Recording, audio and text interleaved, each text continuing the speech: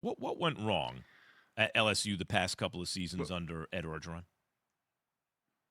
I think what happened, Max, was that the athletic director, and he's relatively new, he did not hire Ed Orgeron. Remember that, and we'll get back to it in a second. Realized that Ed Orgeron was not capable of running a multi-zillion dollar athletic department football program. He did catch lightning in a bottle. We all know it. We all saw it 2 years ago. Joe Burrow, he was not the only player. They had first rounders across the board. He happened to have very good coaches. Dave Aranda was there as the defensive coordinator. He's now at Baylor. Joe Brady, we know the story with him. He's now with the Carolina Panthers.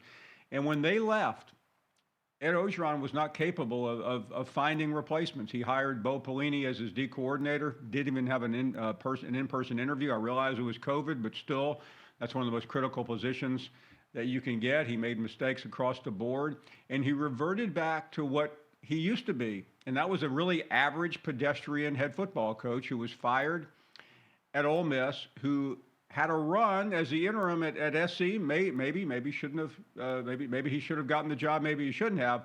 But in the end, he's a great recruiter. He talks a great game, but he's never been a coordinator, and he failed when the moment arose. And on top of that, there were other issues going on down there, which he was involved with on the periphery. The school is the subject of a massive Title IX investigation. He has been named in some of the lawsuits, and that became more convenient to use as a reason to fire him, as they did on Sunday.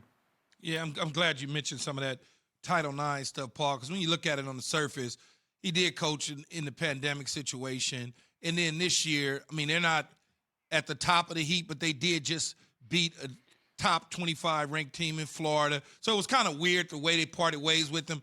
At this point in time, I really don't care. What I want to know from you, Paul, is a better job right now. There's two openings at the end of the season, LSU or USC. Well, Keyshawn, I'm glad you asked me that question. It's a legitimate question, and my answer is very simply LSU. Why? Because I think LSU is a standalone state. There is no competition. You cannot live entirely off of Louisiana products, but you can live well off of products just from that one state.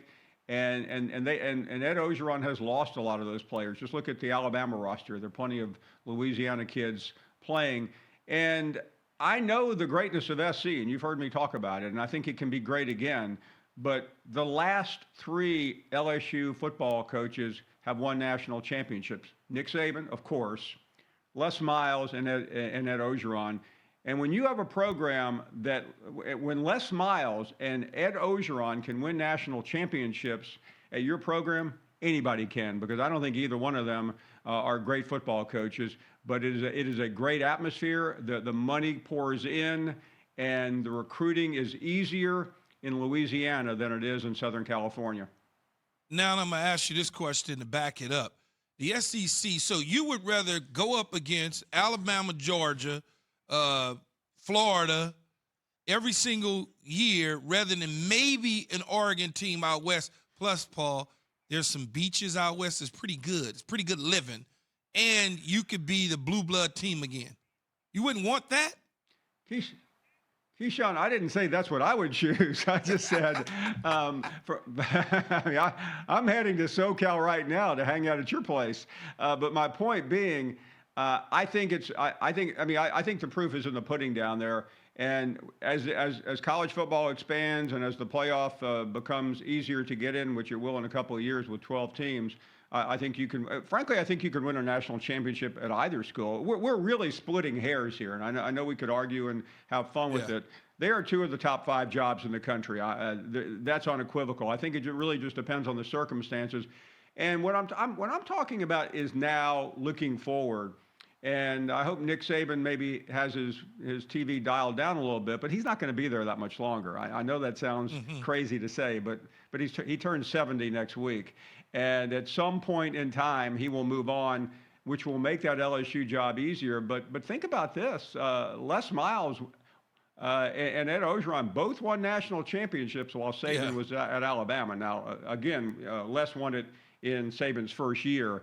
By the way, He also won it with Saban's players. Okay, so here's the multi-million-dollar question, Paulie. Then who does LSU hire? Who is the right choice to move this program forward? Yeah, I think some of the names are very similar to what we talked about 5 weeks ago with SC. I think, and right now, I don't think there is a clear-cut favorite. Well, I think at SC, the names were a little more easily defined, starting with James Franklin. Of course, his name is mentioned. There was a report yesterday that Scott Woodward is going to swing big. Before I get to my answer, Scott Woodward was the athletic director at Washington, where he hired Peterson out there, which was a big-time hire. Didn't stay that long, but it was still a very good hire. He went to Texas A&M and hired Jimbo Fisher. Scott Woodward originally worked at LSU when Nick Saban was there, and he got to know Jimbo Fisher. I think he would like to hire Jimbo Fisher. I'm not sure that's possible. And Jimbo yesterday tried to tamp it down, but I don't think that's going to happen. So where does he go? There was a report in The Athletic by Bruce Feldman that he's going to go after Dabo Swinney. I don't put a lot of stock in that. I mean, not that I don't think he will. I just don't think Dabo will take it. Mario Cristobal's name, of course, is being mentioned. An interesting name to keep your eyes on is Mel Tucker, who is at Michigan State right now and really doing a fantastic job. He was a former defensive assistant under Saban at LSU, under Saban and at Alabama, later Kirby Smart. And, of course, he went to Colorado before going to Michigan State. So I think right now that Lane Kiffin's name, Keyshawn, has been mentioned, and I think he would be very intriguing down there just because he's irreverent. But I don't think we've really settled in on a definitive candidate yet. Thanks for watching ESPN on YouTube. For live streaming sports and premium content, subscribe to ESPN+.